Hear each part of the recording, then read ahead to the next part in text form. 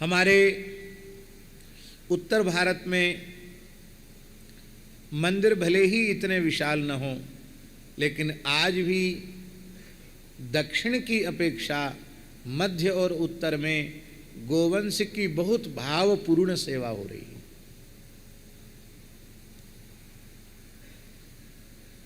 हम तो कहते हैं कि जितने धाम हैं, जितने प्रधान मंदिर हैं, उन मंदिरों की प्रत्येक मंदिर की बड़ी बड़ी गौशाला होनी चाहिए। इस मामले में अयोध्या जी भी बहुत कमजोर है। हाँ, अयोध्या जी में भी प्रायः स्थानों में देसी गाय बहुत कम है, जर्सी या दोगली है, प्रसव रखते नहीं।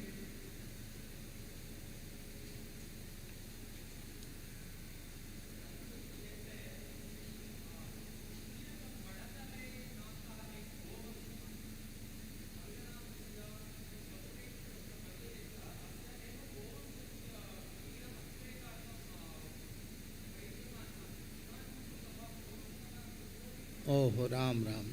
एक गोवंश की प्रजाति आप बता रहे हैं कि उसी के क्षीर से भगवान को नैवेद्य अर्पित होता था, वो प्रजाति ही विलुप्त हो गई। कितने दुख की बात है। वो हमारे उत्तराखंड में बद्रिकाश्रम में जो बद्रीश गाय है, जो भगवान बद्रीश के श्रीअंग से ही, बद्रीनाथ के श्रीअंग से प्रकट हुई, जिसका वर्णन स्कंद पुराण के बद्रिकाश्रम महात्म्य गो निष्क्रमण तीर्थ का जहाँ वर्णन है, वहाँ लिखा है भगवान बद्रीनाथ के श्रीअंग से 77 गायें प्रकट हुई थी, वे ही बद्रीश नस्ल की गाय हैं। आज उत्तराखंड में बद्रीश नस्ल की गाय लुप्त हो रही है।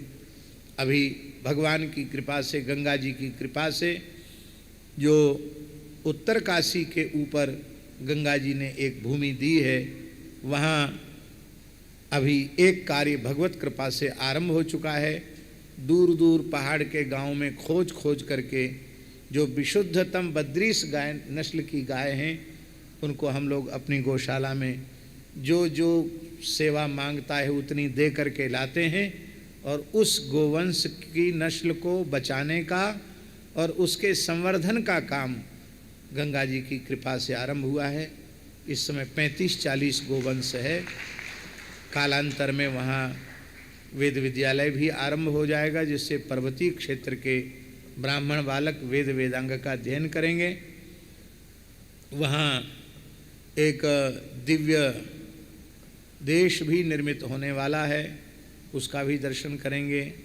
इस बार 9 मई से 15 मई तक वहाँ कथा का आयोजन है। माता जी भी विराजेंगी। आप सब महापुरुषों से भी प्रार्थना है। बहुत अच्छी जगह है, वहाँ जाने के बाद फिर कहीं जाने का मन ही नहीं करता, इतनी बढ़िया, इतनी दिव्य जगह है। गंगा जी का दर्शन है, बहुत ही दिव्य जगह है। हमारे गौड़ीय परंपरा के श्री जटिया बाबा ठाकुर श्री विजय कृष्ण गोस्वामी अद्वैताचार्य जी के वंश में जिनका प्रादुर्भाव हुआ था, उन्होंने उस स्थल को, जहाँ अपने ठाकुर जी का स्थान है, उस स्थल पर जटिया बाबा पधारे हैं। उस स्थल को उन्होंने कहा है, कौन सा गंज कहा, ब्रह्मगंज कहा, ज्ञानगंज। उन्होंने अपनी भाषा में उसको ज्ञानगंज कहा। तो उस स्थल पर वो रुके, उन्होंने कहा कि ये ज्ञानगंज है, उत्तराखंड के ऋषि महर्षियों की गोष्ठी यहीं होती है, और सूक्ष्म भाव से सब ऋषि महर्षि यहीं विराजमान है। और इससे हमको ऐसी एक बात लगती भी है कि वो स्थल माने ऋषिकेश से लेकर के गंगोत्री के बीच में इतना सुंदर कोई स्थल ही नहीं है जितना सुंदर वो स्थल है। बड़े बड़े लोगों ने प्रयत्न किया, लेकिन कोई वहाँ ठहर नहीं पाया, पर गंगा जी ने दास को वहाँ आश्रय दिया है। और आप लोग दर्शन करेंगे तो आप अनुभव करेंगे कैसी दिव्य भूमि है, कैसी दिव्य स्थली है। तो गोवंश संरक्षण संवर्धन की महती आवश्यकता है।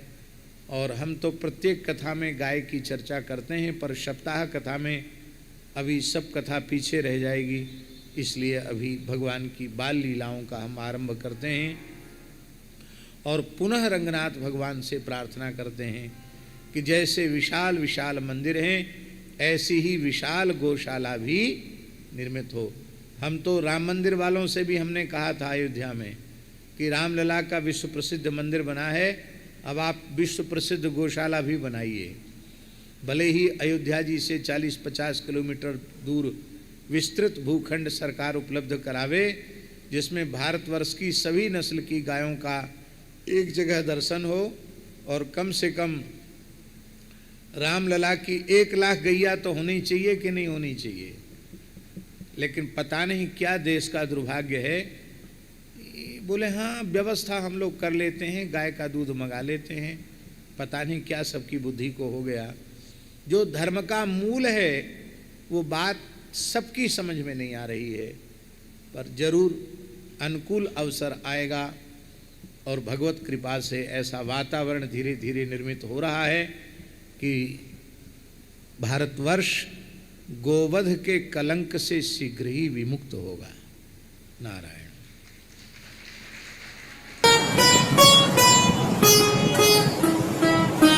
श्री सीताराम प्रतिदिन सत्संग एवं दर्शन के लिए श्री महाराज जी के ऑफिशियल चैनल को जरूर सब्सक्राइब करें।